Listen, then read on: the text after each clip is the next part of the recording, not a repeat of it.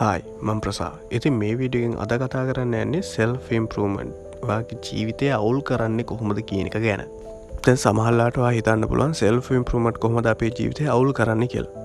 self improvement අපි පාවිච්චි කරන්නේ අපේ ජීවිතය develop කරගන්න ඊළඟ step එකට යන්න අපේ best version එක වෙන්න. ඉතින් එහෙම දෙයක් කොහොමද අපේ ජීවිතය අවුල් කරන්නේ? එහෙනම් කතා කරමු කොහොමද self improvement අපේ ජීවිතය අවුල් කරන්නේ කියන එක ගැන.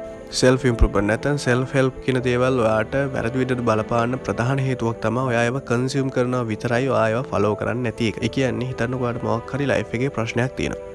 ඒ ප්‍රශ්නයට සොලියුෂන් එකක් විදිහට ඔයා self help book එකක් හරි නැත්නම් වීඩියෝ එකක් හරි බලලා ඒකේ තියෙන දෙයක් ඔයාගේ ජීවිතයට ඇප්ලයි කරගන්නවා නම් ඒක අවුලක් නෑ. හැබැයි ඔයා දේවල් ඇප්ලයි කරගන්න නැතුව දිගින් දිගටම කන්සියුම් කරන එක විතරක් කරනවා නම් ඔයාගේ ජීවිතය අවුල් වෙන්න පටන් ගන්න ඕන උතරින්. ඒ කියන්නේ ඔයාලා තියෙන ප්‍රශ්නෙට උත්තරේ ඔයා හොයාගන්නවා කොහොමද? YouTube වීඩියෝ එකක් හරි මං කලින් කිව්ව විදිහට පොතකින් හරි කොහොම හරි හොයාගන්නවා. හැබැයි ඔයා ඒක ෆලෝ කරන්නේ නැත්නම් ඔයා දිගින් දිගටම කරන එක කන්සියුම් කරන එක විතරක් නම් ඒ කියන්නේ channel 10කින් විතර ඒ අදාළ ප්‍රශ්නෙට උත්තර හොයනවා. එතකොට channel 10ක YouTubers ලා 10 දෙනෙක් සමහරලාට එකම උත්තරේ දෙනවා වෙන්නත් පුළුවන්. ඔයා ඒවා බලලා නිකන් ඉන්නවා.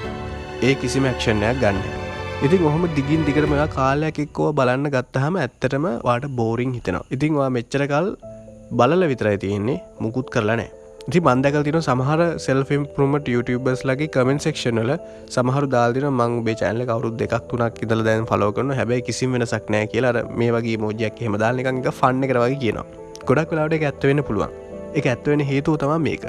ඒ කියන්නේ ඔය follow කරන්නේ බල ඉන්නවා. ගොඩක් අය මේ වගේ self help නැත්නම් self improvement වීඩියෝ බලන්නේ තමන්ගේ ජීවිතේ මොකක් හරි ප්‍රශ්නයක් තියෙන නිසානේ. ඉතින් ඒ වගේ ප්‍රශ්නයක් තියෙන වෙලාවේ YouTube වීඩියෝ එකකින් හරි කමන්නේ solution එකක් වාට ලැබෙනවා නම් motivation එකක් advice එකක් ලැබෙනවා නම් ඔයා සතුට වෙනවා. ඉතින් ගොඩක් අය මොකද කරන්නේ සතුටට සීමා වෙලා එතනින් නවත්තනවා.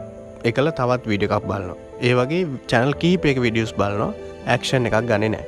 ඉතින් මේ විදිහට දිග කාලයක් කරාම ඔයාට මේ videos බලන එකත් එපා වෙනවා. ඊට පස්සේ ඔයා හිතනවා කිසිම දෙයක් කළා හරියන්නේ නැහැ. කිසිම දෙයක් කරාට වැඩක් නැහැ. මේ වීඩියෝස් වල තියෙන දේවලුත් ඇත්තටම වැඩකට නැති දේවල් කියලා ඔයා හිතන්න ගන්න. එහෙම හිතන්න ඔයා ඇත්තට මේ දේවල් ෆලෝ කරලා නෙවෙයි. අනේ නිසා මතක තියාගන්න self improvement videos බලනවා නම් ඒවල තියෙන දේවල්, ඒවල කියලා දෙන දේවල් ඔයා හරියටම කරන්න පුරුදු වෙන්න ඕන. උදාහරණයකට body transformation එකක් කරන්න ඕන කෙනෙක්, කවුරු හරි මහත කෙනෙක් කෙට්ටු වෙන වීඩියෝ එකක් බලනවා. ඒක බලලා එයා motivation එකක් ගන්නවා. නැත්නම් එයා කියලා දෙන advice follow කරනවා. ඉතින් එහෙම දිගටම කරලා එයා මාස කිහිපයක් එක හරියට කරොත් එයාට රිසල්ට් එකක් ලැබෙනවා. ඉතින් එහෙම නැතුව අර මහත අය කෙට්ටු වෙච්ච වීඩියෝ හැමදාම බල හිටියා කියලා එයාට කෙට්ටු වෙන්න බෑ. අනිවාර්යෙන් ඇක්ෂන් එකක් ගන්න ඕන ඔයාට රිසල්ට් එකක් බලා ගන්න ඕන. කන්සියුම් කරනවයි ඇක්ෂන් එකක් ගන්නවයි කියන්නේ තනිකර දෙකක්. ඉතින් ඒක හොඳට මතක තියාගන්න. වීඩියෝස් බලන එක විතරක් නෙමෙයි ඒවා අනිවාර්යෙන් කරන්නත් පුරුදු වෙන්න ඕන. ඉතින් අදට එච්චරයි. ඊළඟ වීඩියෝ එකෙන් හම්බ වෙනකන් ජය.